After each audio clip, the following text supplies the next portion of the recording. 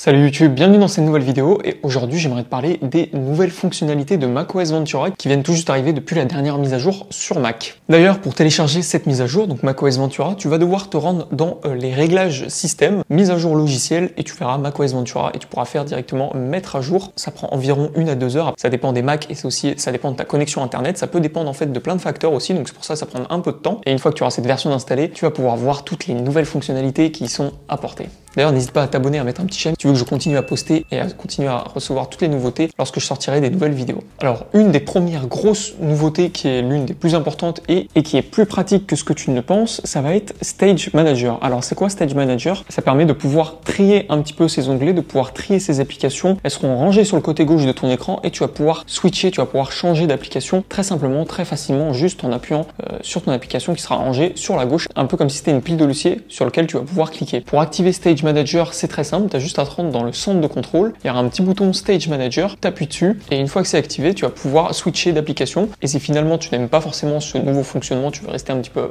au traditionnel, tu vas pouvoir pareil retourner dans le centre de contrôle et appuyer sur Stage Manager pour le désactiver. Lorsque tu as mis à jour ton Mac et que tu es retourné dans les réglages pour vérifier que la mise à jour était bien effectuée, que tu étais sur macOS Ventura 13.0, tu as dû remarquer quand même un gros changement. Les réglages ont complètement changé, ils ont tout changé dans les réglages. Ils ont fait un petit peu comme les iPhones et les iPads. Je trouve que c'est une plutôt bonne idée parce qu'on se repère plus facilement vu que c'est la même méthode sur les 3 appareils plutôt que d'avoir un truc qui était assez différent et un petit peu fouillis dans l'ancienne version. Une autre nouveauté majeure de cette mise à jour, ça va être de pouvoir utiliser la caméra de son iPhone sur son Mac pour faire des appels, faire des visios, faire des FaceTime aussi. Toutes les applications qui vont pouvoir être utilisées pour faire des appels ou faire des meetings ou juste des réunions avec des personnes, tu vas pouvoir utiliser la caméra de ton iPhone tout en ayant l'interface sur ton Mac et c'est très pratique parce que si tu veux faire une présentation, si tu veux parler d'un sujet tout en regardant ton Mac, et bah la caméra de ton iPhone va pouvoir te filmer pour que les autres personnes puissent te voir d'une meilleure qualité plutôt que juste la caméra de ton Mac. Tu verras que cette fonctionnalité, tu vas être beaucoup plus professionnel avec ça. Pour faire ça, c'est très simple. Tu as besoin de brancher ton iPhone à ton Mac une première fois, donc en USB vers le Lightning. Une fois cette connexion effectuée, tu vas aller sur ton application où tu veux faire des appels en visio, donc par exemple FaceTime, et tu vas voir que dans le champ vidéo, tu vas pouvoir utiliser la caméra de ton iPhone plutôt que la caméra du Mac. Et une fois que tu auras effectué cette première connexion, une fois que tu auras effectué ce premier test pour changer la caméra de ton Mac par ton iPhone, tu vas pouvoir débrancher ton iPhone et lorsque tu iras sur FaceTime les prochaines fois, bah, tu pourras directement switcher de la caméra de ton Mac à la caméra de ton iPhone sans le brancher pour que ce soit plus simple pour tout le monde. Ça fonctionne aussi avec Google Meet, ça fonctionne avec la plupart des applications où tu peux faire des visios avec des personnes et ça, c'est plutôt cool.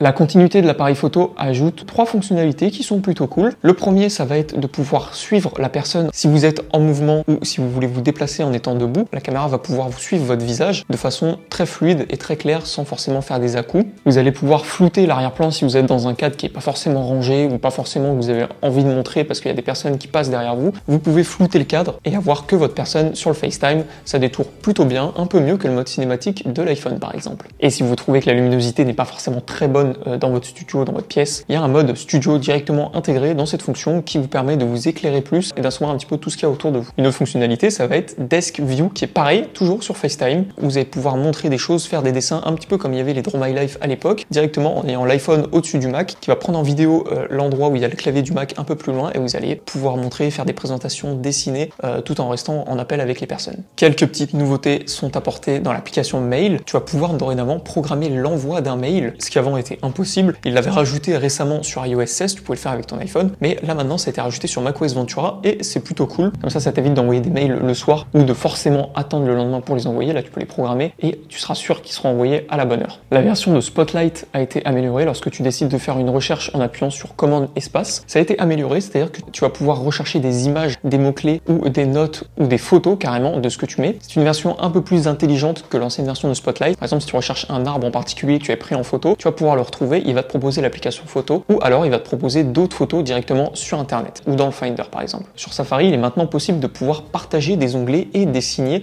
directement. Voilà, si vous voulez partir en voyage, regarder un lieu où aller, vous pourrez partager ces pages à quelqu'un d'autre. Comme ça, il pourra les voir directement et vous pourrez les voir et le retrouver à un seul endroit sur Safari.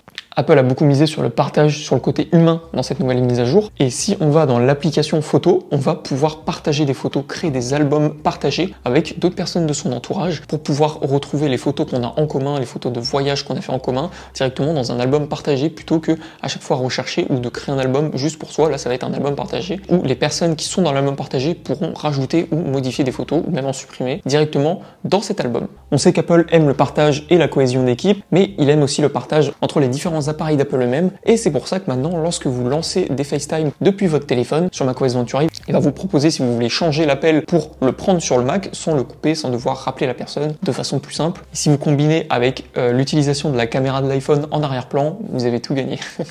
De nouvelles applications font leur apparition sur macOS Ventura. Ça va être l'application Horloge qui va vous permettre de faire comme sur l'iPad, comme sur le téléphone, des minuteurs, des chronomètres, voir un petit peu l'horloge dans différents pays. Et l'application Météo qui enfin est arrivée sur macOS. Je ne comprends pas pourquoi elle n'a pas été là depuis le début, sachant qu'elle est très pratique. Et en plus, si vous êtes sur votre Mac, ça évite de prendre votre iPhone, de prendre votre iPad pour regarder la météo. Vous pourrez directement le faire là-dessus. Et en plus, ça rajoute toutes les fonctionnalités qui a été ajoutées à iOS 16 concernant la complexité de l'application Météo qui a été évoluée, qui a été rajoutée, et les détails qu'on va pouvoir observer sur des températures, sur des UV, sur s'il va pleuvoir ou non, directement sur votre Mac en glissant votre souris par exemple sur un jour. Après, il y a d'autres petites fonctionnalités qui ont été rajoutées. Par exemple, dans vos notes, vous pouvez verrouiller une note directement avec le mot de passe de votre Mac plutôt qu'avec un mot de passe prédéfini. Ça évitera d'avoir plein de mots de passe pour des notes. Vous n'en aurez qu'un seul, ce sera celui-là du Mac. Et sur plan, vous pouvez, lors d'un trajet, pouvoir faire plusieurs arrêts si vous voulez vous arrêter pour des longs trajets par exemple. Et voilà, c'est pris en compte dessus. C'est une petite fonctionnalité qui est plutôt cool. C'était Dorian, n'hésitez pas à me dire ce que vous en avez pensé en commentaire. J'espère que la vidéo vous aura plu et je vous dis à la prochaine pour une prochaine vidéo. Ciao!